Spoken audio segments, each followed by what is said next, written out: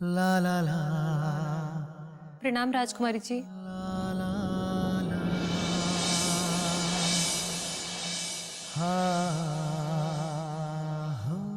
अरे तुम दोनों कब आई? युवराज का चित्र बनाने में हम इतना खो गए कि तुम्हारे आने का आभास तक नहीं हुआ। बताओ कैसे लग रहे हैं युवराज?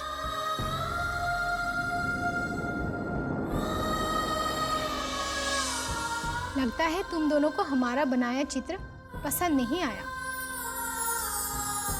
पर हम क्या करें, आज से पूर्व हमने कभी किसी का कोई चित्र बनाया ही नहीं।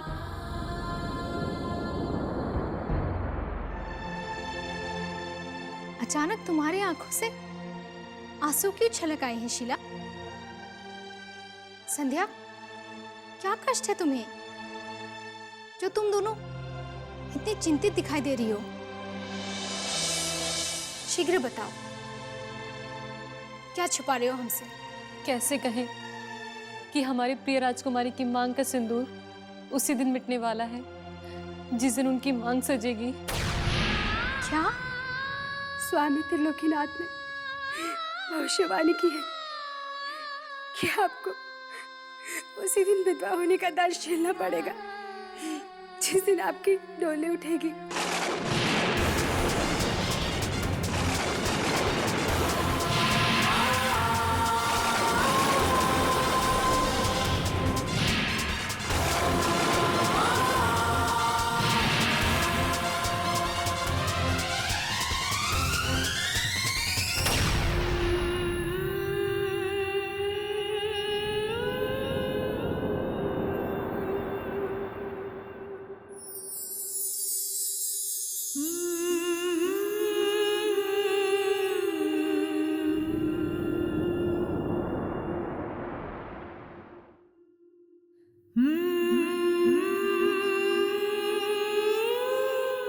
झूठ बोलते हैं स्वामी त्रिलोकीनाथ।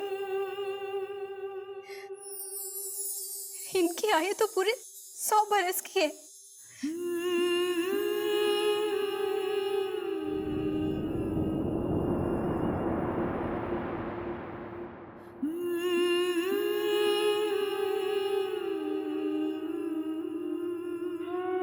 और तुम्हें किसने कह दिया कि स्वामी त्रिलोकीनाथ ने ये भविष्यवाणी की है? महारानी कलावती और स्वामी त्रिलोकीनाथ के बीच हुई बातें मैंने स्वयं सुनी है राजकुमारी जी।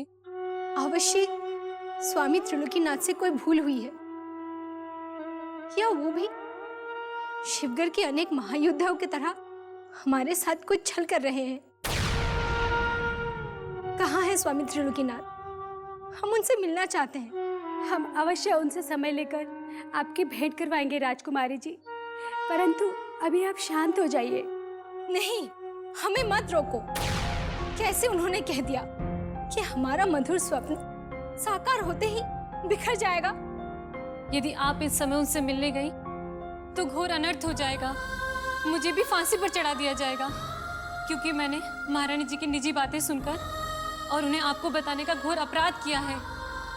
बस कुछ क्षण का समय दीजिए, आपकी भेंट उचित अवसर मिलते ही स्वामी त्रिलोकीनाथ से करा दी जाएगी।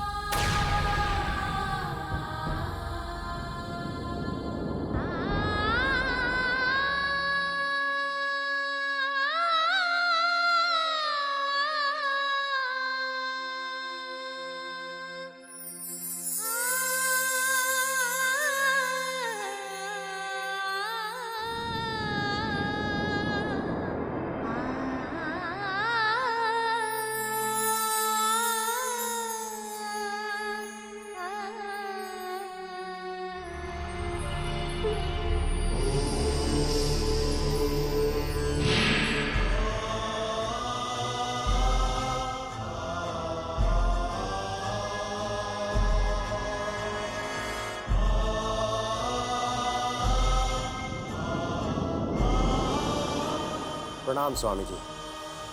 आयुष्मान भव। एक बात सदैव स्मरण रखना भवानी सिंह, यदि इस बार तुम अपने कर्म के मार्ग से जरा भी भटके तो ये दीर्घायु प्रदान करने वाला आशीर्वाद भी निष्फल हो जाएगा, क्योंकि तुम स्वयं के बनाए हुए शत्रुओं के घेरे में चारों ओर से घिर चुके हो।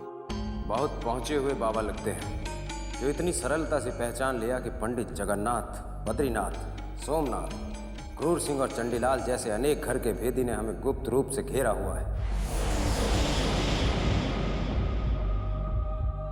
परंतु बाबा ये नहीं जानते कि हमने भी समस्त शत्रुओं को मौत के घेरे में जकड़ा हुआ है। भवानी सिंह, यह सोचना तुम्हारी भूल ही नहीं, बहुत बड़ी मूर्खता है जो तुम ये सोचते हो कि तुमने अपने शत्रुओं को मृत्यु के जाल में जकड़ रखा है। सत्य तो यह है भवानी सिंह कि तुम स्वयं विनाश के द्वार तक पहुंच चुके हो और इसका आभास भी तुम्हें नहीं है। भवानी सिंह, यदि तुम सुंदर नगर के पूर्व मंत्री सुरेंद्र सिंह के पुत्र न होते तो शायद हम ये चेतावनी तुम्हें देते ही नहीं। आप हमारे पिताश्री को जानते हैं स्वामी जी? हाँ पुत्र, चौधरी सुरेंद्र जैसे सज्जन पुरुष को भला कौन नहीं जानता। उनकी सज्जनता, उनकी ईमानदारी, उनकी बुद्धिमानी के चर्चे आज भी दूर दूर तक होते हैं, किंतु तुम उनके बिल्कुल विपरीत एक ऐसी दिशा में जा रहे हो जहां तुम्हें काले गहरे अंधकार के सिवा कुछ नहीं मिलेगा। अब भी समय है पुत्र, संभल जाओ।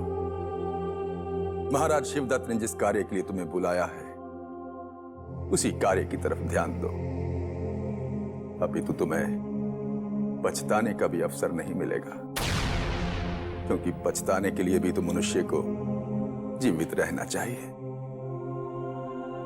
आगे तुम्हारी इच्छा।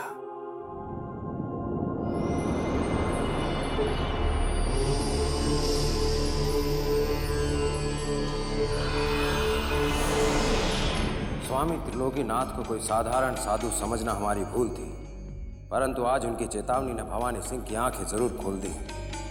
अब हमें हमारे उन शत्रुओं से अति सतर्क रहना पड़ेगा जो राजकुमारी किशोरी और महारानी कलावती की दृष्टि में हमें गिराना चाहते हैं।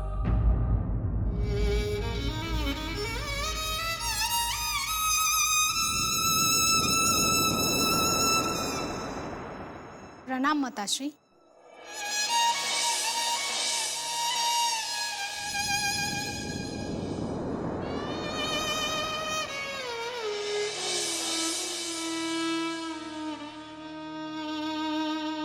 प्रसन्न रहो बेटी। जिसके भाग्य में विवाह होते ही विधवा होना लिखा हो, वो प्रसन्न कैसे रह सकती है माताश्री? ये आपसे किसने कह दिया? क्या तुम्हारी स्वामी जी से भेंट हुई है? अभी तो नहीं, किंतु अतिशीघ्र हो जाएगी माताश्री।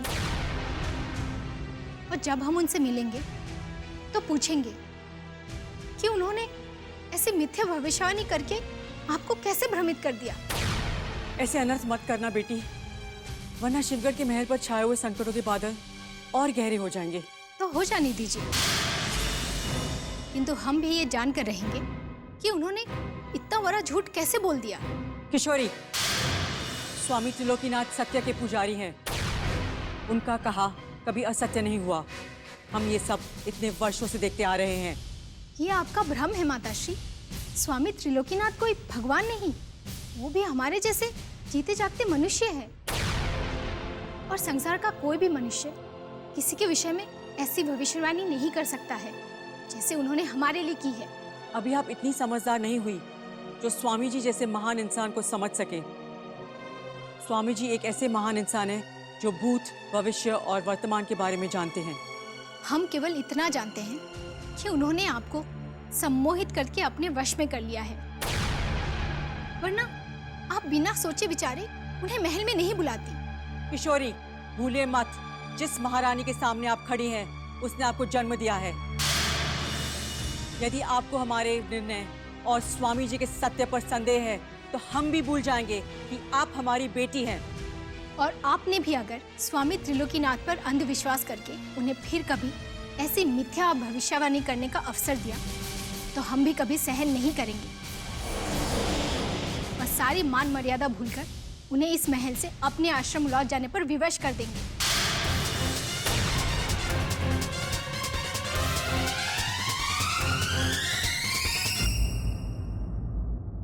लगता है कुछ अनिष्ट होने वाला है। रक्त का भोग लगाए बिना इस महल का अभिशाप दूर नहीं होने वाला। ये महल कैसा अभिशप्त है। राजकुमारी किशोरी की भी मत फिर गई है।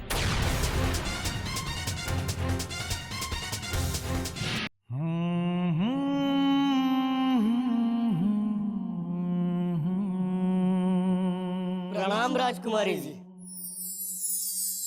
बहुत लंबी आयु है आपके होने वाले पति की, क्योंकि हमने अभी अभी आपको याद किया और देखिए आप हमारे सामने आ गए।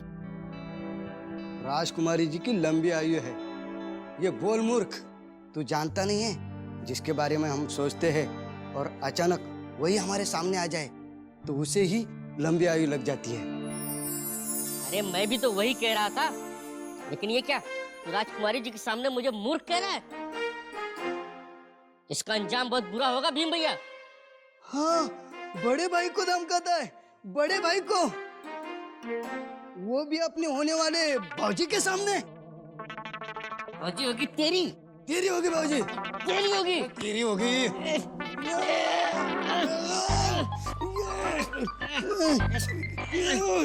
यदि दुर्भाग्य से स्वामी त्रिलोकीनाथ की भविष्यवाणी सत्य हो गई तो हमारी प्रथम प्यार का दुखद अंत हो जाएगा और निर्दोष अतिथि युवराज की मौत का कारण हमें बनना पड़ेगा।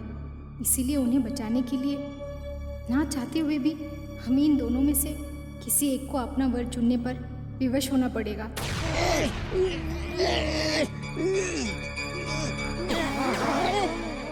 यदि तुम दोनों इस तरह छोटी छोटी बातों पर लड़ते रहे तो हम तुमसे कभी विवाह नहीं करेंगे। हमें माफ कर दीजिए। हम माफ कर दीजिए राजकुमार जी, आगे से ऐसी गलती नहीं होगी। जाओ, क्षमा किया। क्षमा कर दीजिए। तब आप ये भी बता दीजिए कि हम दोनों में से आपने किसे पसंद किया, मुझे या इस खुसट भीम को? इसी बात का तो निर्णय नहीं कर पा रहे हम कि किसे चुने और किसे ठुकराए। इसमें कौन सी बड़ी बात है? बलवान से बड़ा तो मैं हूँ, तो विवाह करने का हक तो पहले मेरा ही हुआ ना। चल मूर्ख, मेरा बनता है, मेरा बनता है, मेरा बनता है, अरे मेरा बनता है, मेरा बनता है, मेरा बनता है। नहीं नहीं, अचानक हम कैसे इतने स्वार्थी हो गए जो इन मासूमों की बलि चढ़ाने का विचार हमारे मन में आ गया। नहीं, हम कभी त्रिलोकीनाथ के अंधविश्वास पर भरोसा करके कोई ऐसा कदम नहीं उठाएंगे जो हमारे पछताने का कारण बने। बंद करो ये लड़ाई।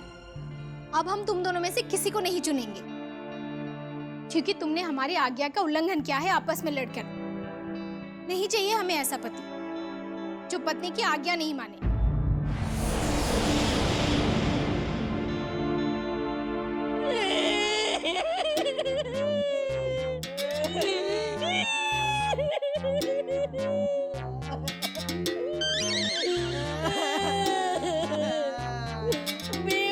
भीम भैया, हमारा बसा बसाया घर उजड़ गया। भीम भैया,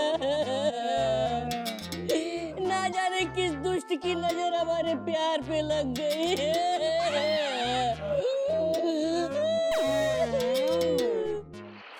हुजूर, हुजूर, हम जिस अहमद को मरा हुआ समझकर भूल गए थे वो अभी जिंदा है। नहीं, तुम्हारा मानसिक संतुलन बिगड़ तो नहीं गया शेर खान? जिस अहमद को सारे महल के सामने दफनाया गया वो जीवित कैसे हो सकता है? अवश्य ही तुमने उसकी भटकती हुई रूह को देखा होगा। नहीं हुजूर, अभी अभी मैंने पुराने किले के कैद खाने में जीते जागते अहमद को देखा है। यदि अहमद को तुमने पुराने किले के कारागार में देखा है तो फिर वो कौन था जिसका रक्त से भीगा शरीर हमने महल के गलियारे में देखा? हुजूर, वो चुनारगढ़ का कोई अजयार था जो अहमद का बहरूपिया बन के हमारे महल के अंदर घुसने में कामयाब हो गया था।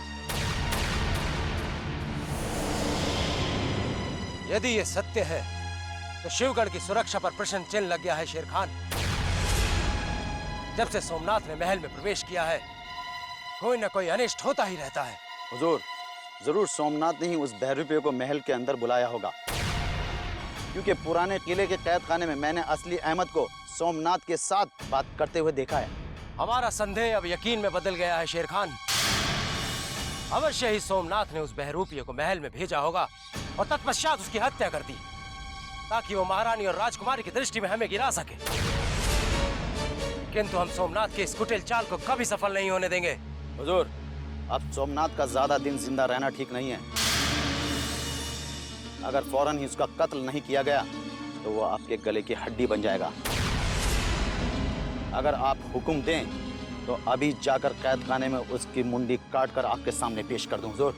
नहीं शेर खान, सोमनाथ मरेगा अवश्य, किंतु अपनी ही मृत्यु। अब तुम सिर्फ उस कारागार पर दृष्टि जमा कर रखो जहां वो उस अहमद के साथ मिलकर हमारे विरुद्ध कोई योजना बना रहा है, ताकि हमें पता चल सके कि उस दुष्ट सोमनाथ की अगली योजना क्या है।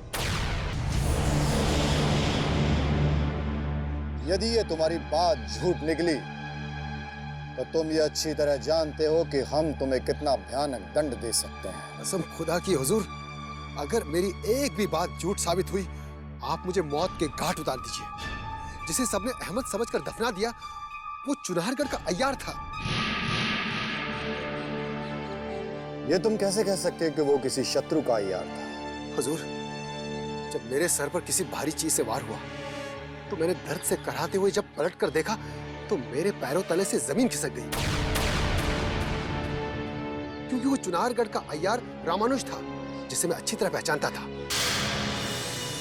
उसने मेरे सामने मेरे बेहोश होने से पहले ही मेरी शक्ल अख्तियार की और आसानी से महल में घुस गया।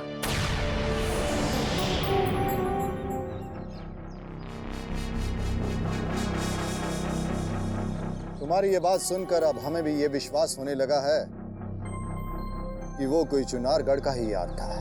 हुजूर, मेरी समझ में ये नहीं आ रहा है कि उस बहरूपिया का कत्ल किसने कर दिया। जरूर वो मेरा दुश्मन ही रहा होगा जिसने मेरे भ्रम में किसी और की जान छीन ली। जाने अनजाने उसके प्राण हमारे ही गुलाम ने छीने हैं, परंतु ये राज और महल की दीवारों के सिवा और कोई भी नहीं जानता। और अब वो राज भी उस अय्यार के साथ सदा सदा के लिए दफन हो गया है, क्योंकि खामोश दीवारें कभी गवाही नहीं देती। हुजूर, हम उस हत्यारे का भी पता लगा लेंगे जिसने तुम्हारे भ्रम में तुम्हारे हम शक्ल का रक्त बहाया है, परंतु इस महल में सभी लोग भवानी सिंह पर शक करते हैं। चुनारगढ़ के अय्यार का इस महल में आना ये सिद्ध करता है कि महाराज वीरेंद्र सिंह युवराज को छुड़ाने की कोशिश कर रहे हैं।